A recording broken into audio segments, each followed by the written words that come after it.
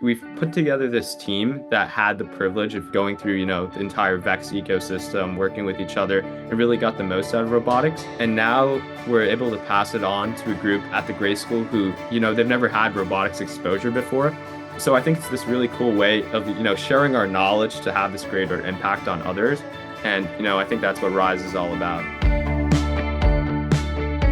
Rusheel and Aaron, thank you so much for coming and sitting down with me today. I'm so happy to hear about everything you guys have to talk about, from Rise to your trip to Kenya, Rusheel. There's so much to talk about. And first, I kind of just want to get started with, what is Rise? RISE stands for Robotics in Schools Everywhere. That's what we named the initiative we founded. Me, Rusheel, and Joey, we started talking about kind of this idea that we had of introducing robotics to the younger generations, because the previous summer, we got the opportunity through our robotics program to teach younger kids in person. So me and Aaron were just talking about, what else can we do with our robotics knowledge? And in my French class, my French teacher had exposed us to TEAM, and it stands for the Empathy, Equality, and Entrepreneurship Mission. And it really helped us, take us from this idea that we had of this robotics program we wanted to do up until the point where we were actually in Kenya. They have these separate advisors for each step of the process, whether that was fundraising, whether that was curriculum development, whether that was setting up the trip to Kenya.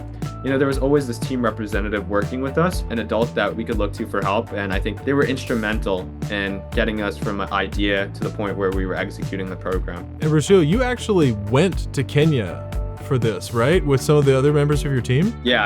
I went with 6 other of my RISE teammates. We started teaching classes there. We had already started with them through a virtual instruction program. We'd already met the learners as well as the teachers for a couple of months before we actually went. So they were already used to the VEX IQ kits. We'd introduced them to the different parts. But the moment we got there, we decided that we wanted to make it a little more individualized. So we had everyone take apart their bots, and this time, instead of them following an instruction manual, we had them build around the problem. It was one taken from the VEX IQ curriculum called Robot Soccer. And similar to how we designed our robots around your challenges, we wanted to give them a challenge. We chose Robot Soccer because in Kenya, soccer, or football as they call it, is the #1 sport. So we're able to tap into that national fervor. We built the field around Robot Soccer, and we had them design around this challenge. So that's what we did when we were in Kenya. And we had a tournament at the end as well. Yes, meeting them where they're at. That is how you get people engaged in robotics. That had to have been such an amazing experience for you. Yeah, it was awesome, because it was not only us teaching them, we got to learn so much about their local culture. We got to try their food, how much the learners really valued their education and valued the time spent with us, and the impact that I was able to see when I was there in person. I think it really brought a lot more perspective to our mission.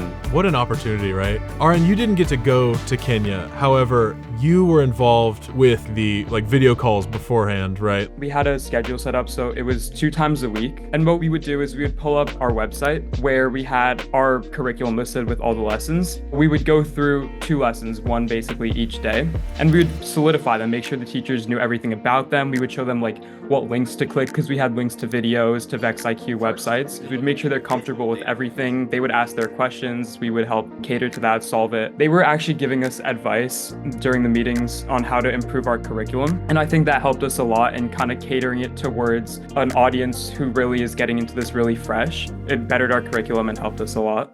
Learning from them what their style is, kind of meeting them halfway, and then of course working through the curriculum with the teachers on video call. These are all ways that you worked so well with them to make an experience that I guarantee you they'll never forget. That is amazing.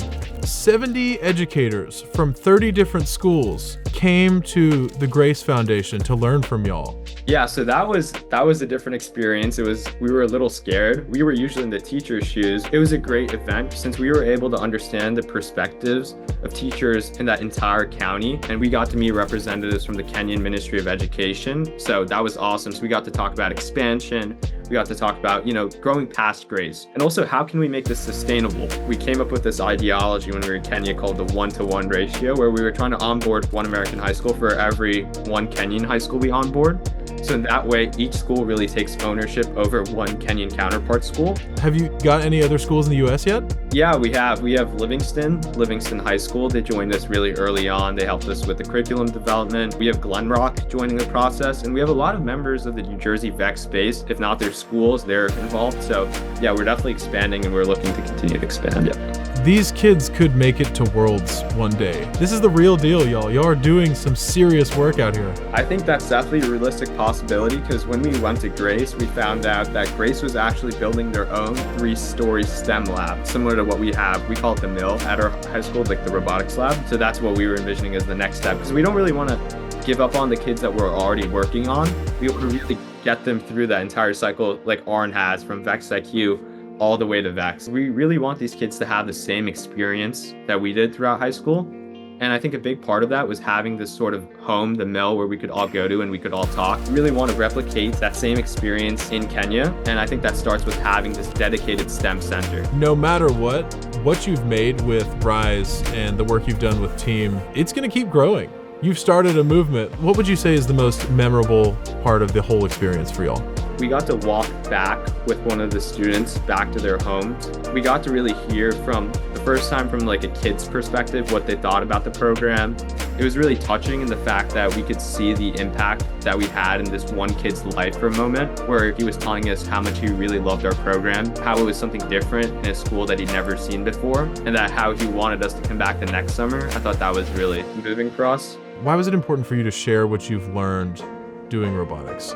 You get the knowledge, sure, you compete, but actually like being able to pass it down, see kind of the progress that you're making, like seeing these kids actually build their robots and compete, have fun with that. I think kind of the joy you get just witnessing that's from you, like you're giving that to them. Like it just, I don't know how to describe it. It's just an amazing feeling. Yeah, and it kind of goes back, I feel like, the way everybody learns robotics. Everyone has a sort of mentor figure that they look up to, for someone who really introduced them to robotics, since it's not easy to just get started by yourself. And, you know, transitioning from like being that person being taught to being the mentor, I think that was a really rewarding experience and a full circle moment.